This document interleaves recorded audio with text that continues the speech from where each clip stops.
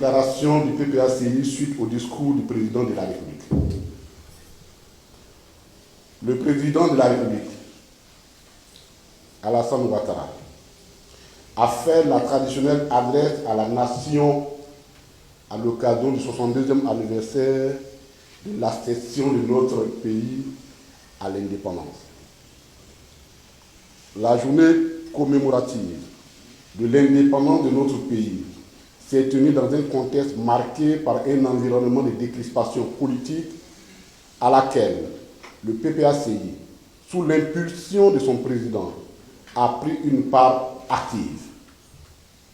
Pour mémoire, il convient de rappeler que depuis son retour au pays, son Excellence le président Laurent Gbagbo a fait taire tous les manipulateurs d'opinion qui agitaient son retour comme le fait qu'il précipiterait la Côte d'Ivoire dans le chaos.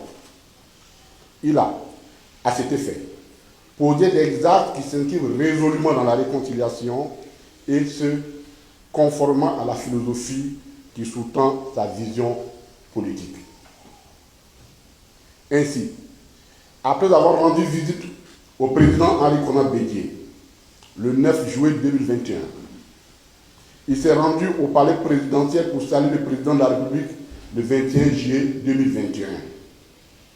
Ensuite, il a instruit son parti, le PPACI, de participer sans condition ni préalable au dialogue politique initié par le gouvernement le 14 juillet 2022. Le 14 juillet 2022,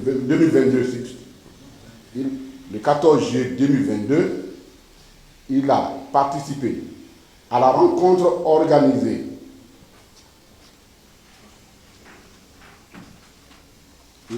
entre le président de la République et ses deux prédécesseurs au palais présidentiel conformément aux résolutions du dialogue politique. À chacune de ces occasions, le président Laurent Gbagbo a toujours insisté sur la nécessité de libérer les prisonniers civils et militaires.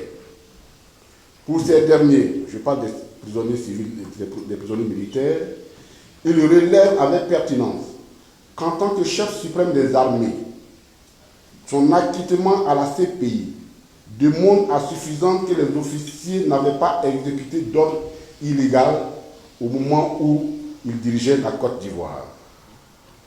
Le contexte de décrispation ainsi créé autorisait nos compatriotes à espérer la prise de décisions fortes par le chef de l'État pour impulser la dynamique de la réconciliation telle que recommandée par la 5e phase du dialogue politique tenue du 21 décembre 2021 au 4 mars 2022 à la primature. En effet, cette phase du dialogue politique avait recommandé, parmi les mesures d'apaisement, la prise d'une loi d'amnistie pour régler les problèmes liés aux situations suivantes. 1. La condamnation du président Laurent Gbagbo, de surcroît à son absence, suite à des poursuites n'ayant pas tenu compte de son statut d'ancien président de la République, conformément à la loi que lui-même a fait prendre en 2005. C'est le lieu de rappeler que cette condamnation à 20 ans de prison pour un supposé braquage de la BCEAO ne repose sur aucun fait réel. En effet, 3 audits menés successivement par les services internes de la Banque centrale, le cabinet international Ernst & Young et le Trésor public français ont tous conclu que la BCEAO n'avait subi aucun préjudice. Mieux, le Conseil des ministres de l'UEMOA, qui s'est réuni pour certifier les comptes d'exploitation de la BCEAO, les comptes de l'RSI de la BCEAO en 2011, donc sur en 2012, n'a relevé aucun préjudice, aucun cas de vol. La BCEAO, pour sa part, n'a jamais porté plainte pour braquage et ne s'est pas constitué partie civile dans le procès qui a conduit à la condamnation du président Laurent Gbagbo. La référence à ces faits non avérés porte atteinte à l'image même de la Côte d'Ivoire, à celle de la fonction présidentielle et à l'honorabilité du président Laurent Gbagbo, notoirement connu pour son intégrité morale.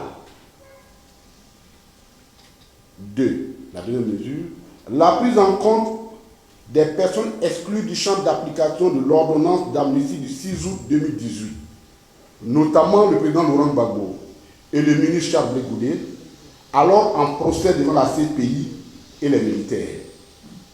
L'exclusion du président Laurent Gbagbo et du ministre Charles Blé Goudé du bénéfice de l'ordonnance d'amnistie du 6 août 2018 était, au terme de la dite ordonnance, lié aux poursuites dont il était obligé devant la CPI. Ces poursuites ayant cessé, suite à leur acquittement, ils devraient tomber automatiquement dans le champ d'application de cette loi d'amnistie. Pour toutes ces raisons, le dialogue politique a préféré l'option de l'amnistie qui a vocation à effacer les faits plutôt que la grâce qui laisse subsister ceux-ci. En cela, l'annonce du 6 août 2022 de la grâce présidentielle accordée au président Laurent Gbagbo ne répond pas aux attentes légitimes de nos compatriotes.